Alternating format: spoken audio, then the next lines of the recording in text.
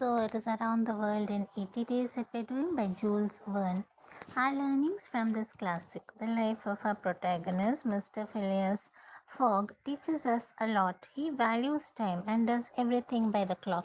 His life is extremely structured and well organized. Despite the numerous challenges he faces, Fogg wins a challenge of traveling the world in just 80 days. He is compassionate, humble, and generous to all at once. He willingly spends his money to save Passepartout, Uda, and other members of his entourage, and even pays for their trip. He never blames others and takes responsibility for things that go wrong. He maintains his calm even in some of the most difficult situations. He risks his own life to save Uda and Passepartout. So this proves he is brave, he values the people who are part of his life. In the end, Fogg is left with no money, but still he thinks of giving some to his friends. He is happier to have Uda in his life than the money he could get if he would have won the wager. So in the contents we have these things. Phileas Fogg and Passepartout accept each other as master and servant. Passepartout is convinced he has found his ideal.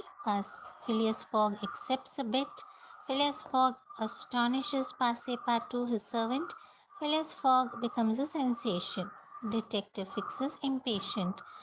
The uselessness of passports. Passepartout talks more than necessary. The Red Sea and the Indian Ocean. The loss of shoes. Phileas Fogg gets a new vehicle.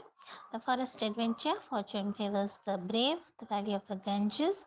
Mr. Fogg loses thousands of pounds. Fix follows the travelers. Singapore to Hong Kong. Every man goes about his business. Passepartout's adventure, Phileas Fogg and Detective Fix, Buns by Risks is Aboard, and many more other chapters. So we're not going into all. Let's have a look at the first one. Phileas Fogg and Passepartout accept each other as master and servant. It's 1872. Mr. Phileas Fogg lives at house number 7, Savile Row, Burlington Gardens. He was one of the most well known members of the London Reform Club. He was a mysterious man. Little was known about him. He was calm looking.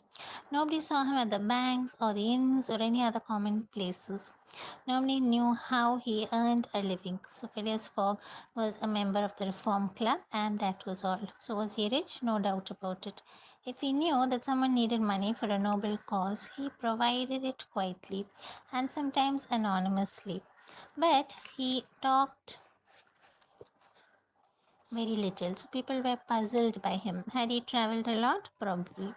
There was no place in the world that he did not know well. He often corrected the senior people at the club when they made guesses about what could have happened to lost travelers. His predictions were correct. He must have traveled everywhere. He did not have a wife or children. He didn't have relatives or close friends either. He spent half of his day at home, either sleeping or getting ready to go out. One lone servant was enough to serve him. So he had lunch and dinner at the club in the same room at the same table every day. So he was a bit eccentric that way. His mansion at Savile Row was very comfortable. Now, on the 2nd of October, he had dismissed James Forster because the young man had brought him shaving water at 84 degrees Fahrenheit instead of 86. So he was waiting for a new man to arrive for an interview between 11 and half past 11. Phileas Fogg was sitting straight in his armchair, looking at the clock every passing minute. So it was exactly half past 11 when he would leave his house and go to the club. So at this moment, someone knocked on the door. James Forster, the dismissed servant, appeared with a young man about 30 years old. The new servant, he said. So you're French? Asked Phileas Fogg. And your name is John? Jean, if you please, answered the young man. Jean Passepartout. I believe I'm an honest man. I have done all kinds of work. I've been a singer, a circus rider, a gymnastics teacher, and a fireman in Paris. But I left France 5 years ago and took up a job as a valet here in England. I've heard about your habits and came here hoping to live a peaceful life with you. So you have been well recommended to me. Are you aware of my conditions? Asked Fogg. Yes, monsieur. Good. What time is it? Passepartout pulled out a huge silver watch from deep within his pocket. It's 22 minutes past 11, he said. You are slow, said Fogg. You are a few minutes slow. It doesn't matter. It is 29 minutes after 11. So now, from this moment, Wednesday, October 2nd, you are in my service. So Phileas Fogg got up, took up his hat in his left hand, put it on his head, and went off without a word. Passepartout heard the main door shut twice, the first time by his new master, and the second time by James Foster departing. So he was now alone in the house on Savile Row.